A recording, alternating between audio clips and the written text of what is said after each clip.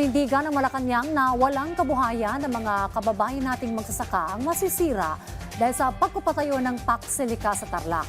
Samantala, walang kinalaman si Pangulong Ferdinand R. Marcos Jr. ang pansamantalang paglaya ng dating senador na si Bong Revilla mula sa kasong malversation. Yan ang ulat ni Clazel Cordelia.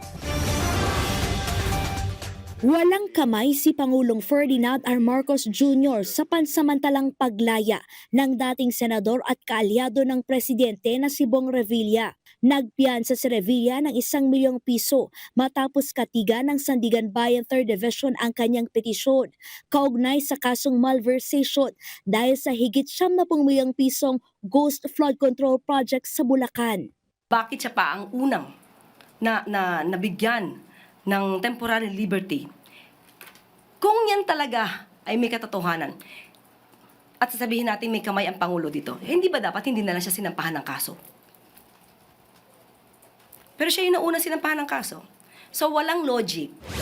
Pinuna ng Samahan ng Progresibong Kabataan ang umunay special treatment sa dating mambabatas na pinayagang magpiyansa habang tinanggihan naman ng iba pang kapwa-akusado. Nahinaan din ng spark sa kaso ng ombudsman na hindi umano nakumbinsi ang korte na may matibay na ebidensya laban kay Revilla.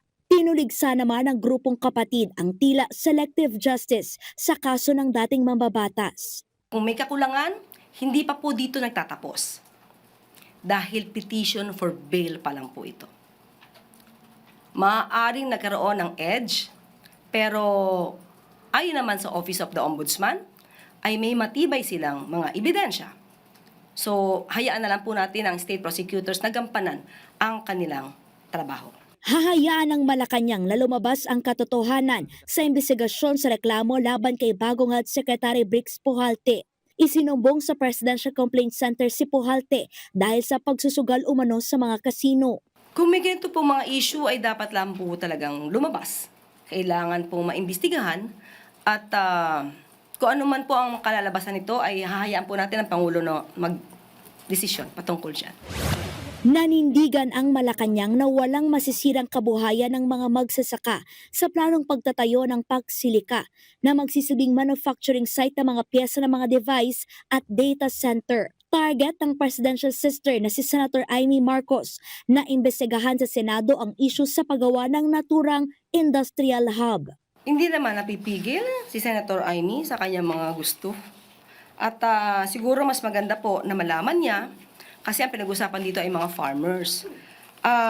Since 2019 po, 2019 pa, during the 2019 SEA Games, nagkaroon na po ng tinatawag nating buildable areas. Ito po ay allocated na since 2019. So, hindi po makaka-apekto to sa ating mga farmers. Clazel Cordelia para sa Bayan.